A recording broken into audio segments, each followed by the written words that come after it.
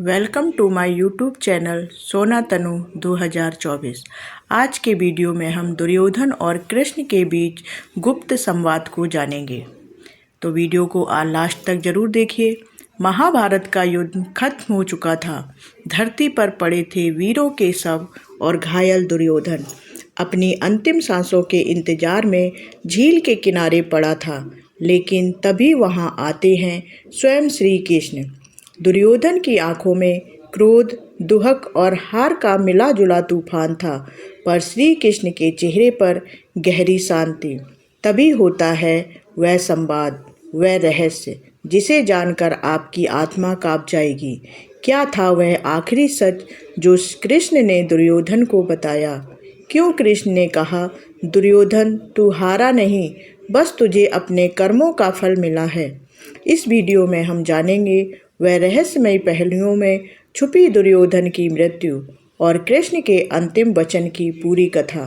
तो अंत तक जरूर देखना, क्योंकि यह सिर्फ कहानी नहीं, चेतावनी है। इतिहास की सबसे बड़ी कड़वी सीख है। वीडियो को अंत तक जरूर देखिएगा और हमारे चैनल को सब्सक्राइब कर लीजिए ऐसी ही रहस्य से भरी कथाओं को जानने के लिए। कौरवों की सेना समाप्त हो चुकी थी और दुर्योधन गदा युद्ध में भीम के हाथों गुप्त प्रहार से बुरी तरह घायल होकर एक झील के भीतर जा छिपा था। उसका पूरा शरीर टूटा हुआ था, लेकिन उसका अहंकार अब भी जिंदा था। झील के ठंडे जल में लेटे लेटे वह सोच रहा था, मैंने क्या गलत किया? क्या मेरा स्वाभिमान मेरी सबसे बड़ी गलती थी? चारों तरफ सन्नाटा था और उसी सन्नाटे में उसके मन के भीतर शोर था, हार का, अपमान का और अकेलेपन का। तभी दूर से किसी के कदमों की आहट आई। वो कोई और नहीं, स्वयं भगवान श्री कृष्ण थे। उनके आने से जैसे झील का पानी भी स्थिर हो गया हो। दुर्योधन ने देखा और कहा, अब आए हो माधव, जब सब खत्म हो गया। श्री कृष्ण धीरे धीरे झील के किनारे पहुँचे, जहाँ दुर्योधन अधमरी हालत में पड़ा था। दुर्योधन की आंखों में आंसू थे, पर अहंकार अब भी पूरी तरह मरा नहीं था। वो बोला, हे कृष्ण, तुमने धर्म का साथ दिया, पांडवों को जीत दिलाई, लेकिन क्या तुम बता सकते हो मैं पापी कैसे हुआ? क्या राज्य मांगना पाप था क्या? या फिर क्या अपनी बहन दुशाला का अपमान सह लेना धर्म होता है? क्या मैं गलत इसलिए हूँ क्योंकि मैं हार गया? कृष्ण मुस्कुराए। उन्होंने उसकी आंखों में झांकते हुए कहा, दुर्योधन, तू पापी इसलिए नहीं कि तू हार गया, तू पापी इसलिए बना क्योंकि तूने अपने मन की आवाज़ को बार बार दबाया। तेरा पाप तेरे भीतर था। सत्ता की लालसा ने तुझे अंधा कर दिया था। यह सुनकर दुर्योधन कुछ पल के लिए शांत हो गया। दुर्योधन ने आश्चर्य से पूछा, क्या मतलब कृष्ण? मैं जन्म से ही ऐसा था? कृष्ण बोले, नहीं नहीं दुर्योधन, तू जन्म से दुर्योधन नहीं, सुथलेन था। वो बालक जो न्यायप्रिय था, जो बलशाली था, जो मित्रों के लिए जान देने को तैयार था। पर समय के साथ तुझ में एक बीज बोया गया, ईर्ष्या का, प्रतिस्पर्धा का और अहंकार का। तुझे बताया गया कि तू सबसे श्रेष्ठ है, और यही सबसे पहली भूल थी। कृष्ण ने आगे कहा, धृतराष्ट्र ने तुझे कभी सही गलत नहीं सिखाया। शकुनी ने तुझे चालबाज बनाया और तेरे मन ने उन बातों को ही सच मान लिया। तू बदल सकता था दुर्योधन, पर तूने खुद को खो दिया। दुर्योधन की आंखें फैल गईं। यह वह सच था जो कभी किसी ने उसे बताया ही नहीं था। दुर्योधन ने धीरे से पूछा, क्या मेरे सारे पापों में सबसे बड़ा पाप द्रौपदी का चीरहरण था? कृष्ण की आंखें गंभीर हो गईं। वो बोले, हाँ दुर्योधन, यही क्षण था जब तू राजा से राक्षस बन गया। एक स्त्री को रजस्वला थी जो सभा में घसीटी गई। जिसने तुझे भाई कहा था, तू उसकी लाज छीनने पर आमदा था, और वह भी अपनी शक्ति नहीं, कर्ण, दुशासन और शकुनी के बल पर। तेरी सत्ता की भूख ने तुझे इंसान से हैवान बना दिया। और याद रख, जब कोई नारी का अपमान करता है तो उसका नाश तय है। उसी क्षण ब्रह्मांड उसकी मृत्यु लिख देता है। यह सुनते ही दुर्योधन की आंखों में दर्द के साथ पश्चाताप की एक हल्की सी झलक दिखाई दी। दुर्योधन की सांसें अब कुछ भारी लगने लगी थीं, लेकिन उसका मन अभी भी सवालों से भरा था। वह बोला, क्या मेरे अधर्म ने मुझे मारा? कृष्ण शांत स्वर में बोले, नहीं दुर्योधन, तुझे अधर्म ने नहीं, तेरी जिद ने मारा। तू धर्म को जानता था, लेकिन तुझे स्वीकारना नहीं आता था। भीष्म ने, द्रोण ने, विदुर ने, यहाँ तक कि गांधारी ने भी तुझे चेताया, पर तू सुनता नहीं था। तेरी जिद इतनी मजबूत थी कि तूने अपनों की बातों को भी अनसुना कर दिया।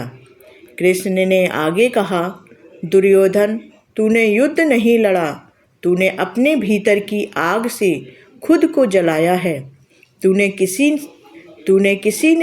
किसी को नहीं हराया, तुझे किसी ने नहीं हराया, तू खुद अपने ही कर्मों से हारा है। दुर्योधन की आंखें अब कुछ देर के लिए बंद हो गईं। दुर्योधन ने आंखें खोली दोबारा और बुझे स्वर में बोला, कर्ण और अश्वत्थामा, क्या मैंने उनका साथ देकर भी गलत किया?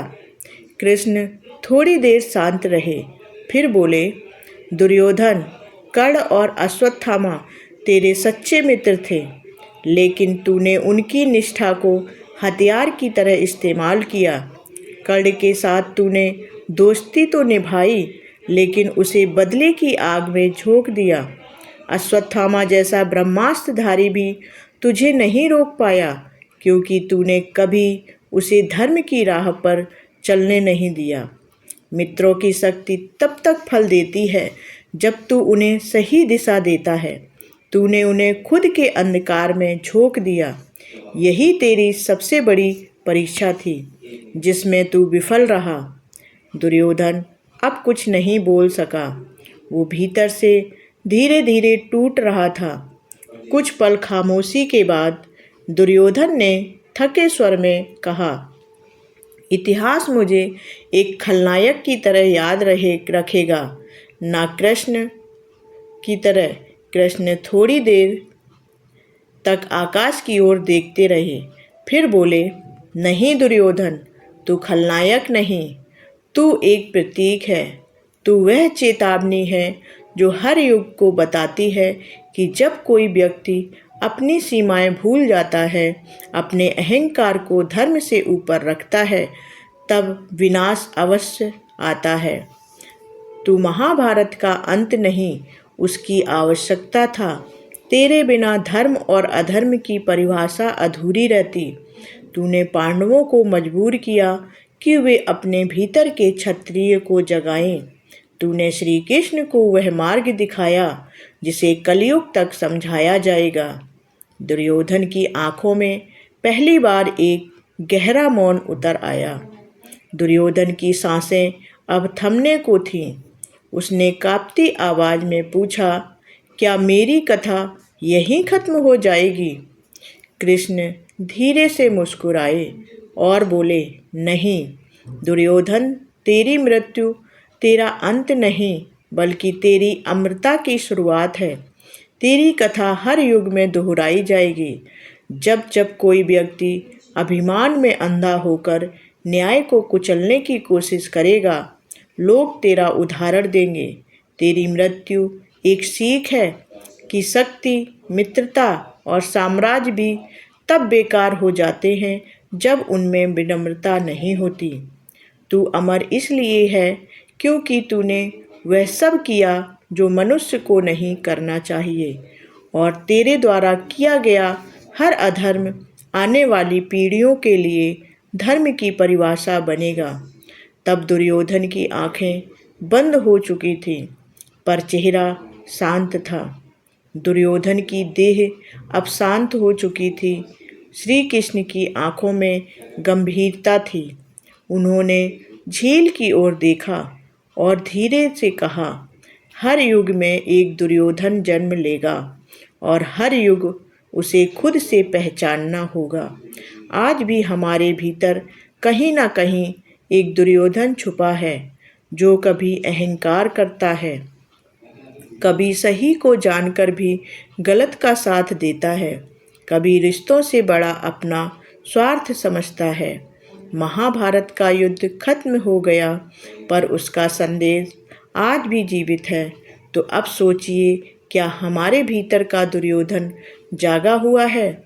अगर यह जानकारी आपको अच्छी लगी हो तो इस वीडियो को लाइक करें, कमेंट करें और सब्सक्राइब ज़रूर करें, क्योंकि हम ऐसे ही धार्मिक रहस्य भरी कहानियाँ आपके लिए लेकर आते हैं। और कमेंट में जय श्री कृष्ण